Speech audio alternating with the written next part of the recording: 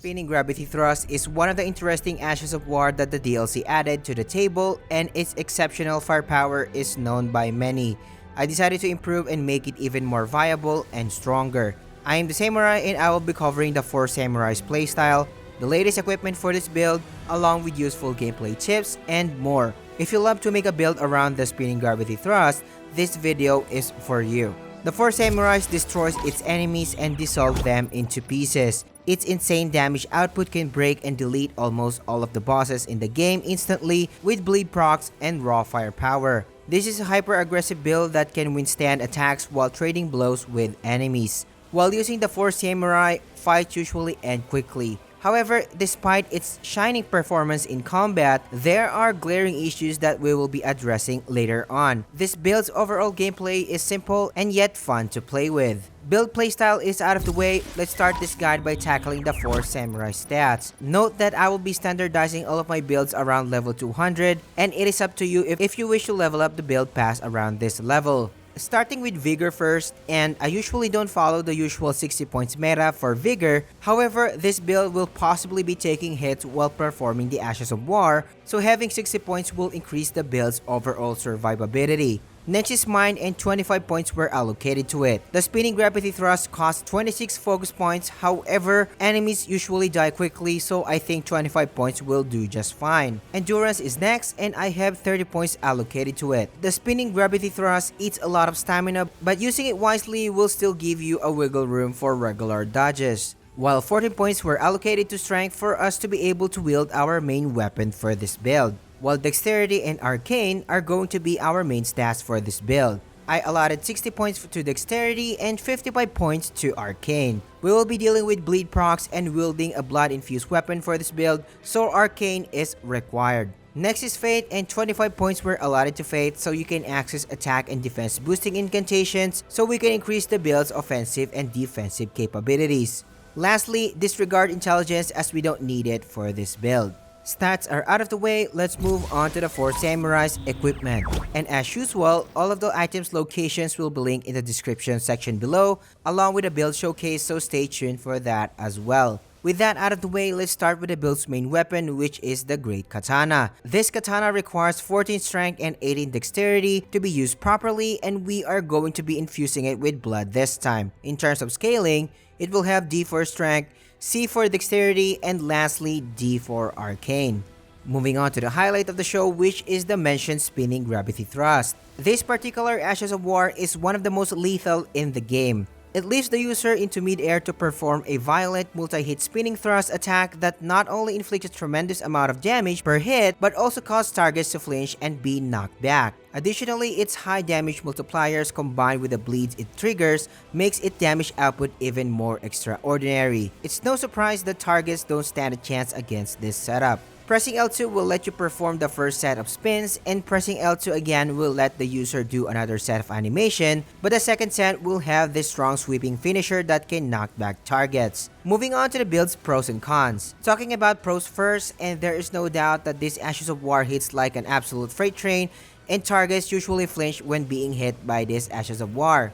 Most of the humanoid type enemies in the base game and DLC usually don't stand a chance against this setup, while huge target or bosses will usually die faster than anything because of its jaw-dropping firepower and bleed procs. Of course, every setup has its weaknesses and negatives, and the 4 Samurai is no different. The first that I want to talk about is the Ashes of War's glaring issue, which is the Ashes of War's long animations which make you open for attacks. Once you're in the air, you'll be avoiding ground attacks, but regular attacks will most likely hit you, especially if you're not used to the timing of this Ashes of War. The main idea is to tank incoming attacks to deal high damage to your opponents. If you overuse the Spinning Gravity Thrust, you'll likely end up getting dead 90% of the time. This Ashes of War's tracking capability is great, however, its ramping up animation is super slow, so when you are dealing with fast moving targets, there will be cases which you will find yourself missing a lot or hitting the air. Fast moving targets can surely give you a bad time, so make sure you carefully look for openings when you can tank enemy attacks and trade with blows with enemies. The last con that I can think of is the Spinning Gravity Thrust insane stamina usage.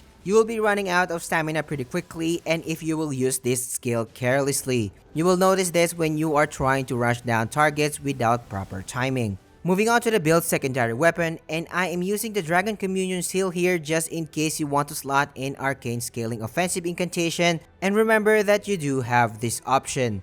I decided to stick with Spinning Gravity Thrust alone with no versatility in here, and if you want variety, you are always welcome to slot in Arcane Scaling Incantations.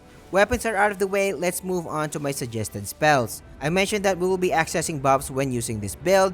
Thus, the first one on the list is Flame Grant Me Strength Incantation for an additional 20% physical attack boost and stamina recovery buff. The second buff on the list is of course Golden Vow. This buff increases overall damage by 15% and adds 10% damage negation, which is very helpful for this build. But before anything else, only 6% of you who watch the channel regularly are subscribed, so help the channel by subscribing today, and it's free anyway, and I will thank you forever.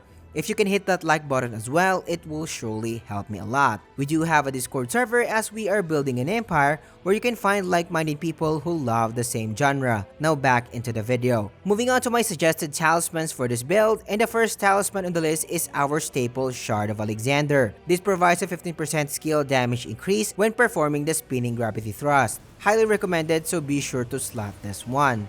Since we are dealing with bleed procs frequently for this build, I suggest slotting in Lord of Blood's Exaltation. This talisman will provide another 20% attack power if blood loss procs near the user, which happens all the time when performing the Spinning Gravity Thrust. However, if an enemy doesn't bleed, I suggest replacing this one with Millicent Prosthesis. Of course, since we are dealing with multi-hitting attacks, and as usual, slotting in Rotting Wing Sword Insignia is optimal for this build. You will be activating the multi-hit attack buff when performing the Spinning Gravity Thrust, so make sure to prioritize this talisman. Lastly, I suggest slotting Dragon Crest Great Shield for the additional 20% physical damage negation it provides. It will increase your overall survivability in the process as you will be trading blows with enemies, so this is mandatory. Moving on to Great Runes, and I suggest using Godric's Great Rune for +5 stats across the board when you don't have access to Malenia's Great Rune. However, after defeating Malenia, make sure to slot her rune instead, as the life steal that this rune provides will help you regain health when landing hits on enemies. This will help you minimize your damage received overall.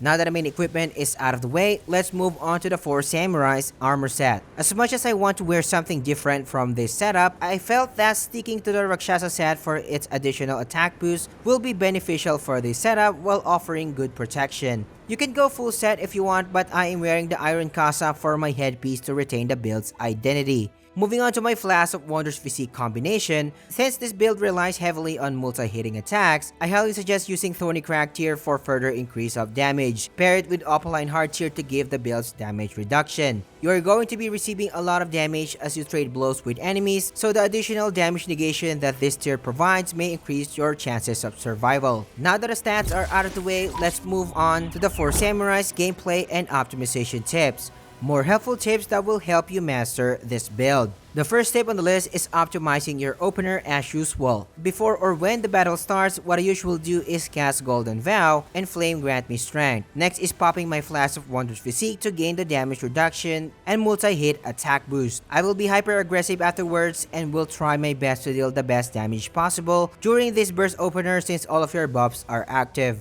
You will be dealing tons of damage in the process if you do it correctly. The second tip on the list is to use Spinning Gravity Thrust wisely. I know this build can tank damage, however, if you misuse the Ashes of War a lot of times, it will be the cause of your death because of its long animation. You still need to master the timing of this Ashes of War. Being good at it requires experience and its usage varies from boss to boss. However, most of the time you will win the fight because of its damage output. Now for tip number 3 is if you think you can burst down regular enemies or weak bosses, you can remove Dragon Crest Great Shield Talisman and replace it with Millicent Prosthesis. The additional damage it provides will help you end the said fights faster. Also, for additional physics suggestions, Viridian Hidden Tier will grant you unlimited stamina in a short burst so you can take down bosses effectively. Only use this if you are confident enough since you will be replacing Opaline Hard Tier. Its short duration is fine since normal enemies and bosses die quickly, and if you want long-lasting buff, you can always pick up the Green Burst Crystal Tier.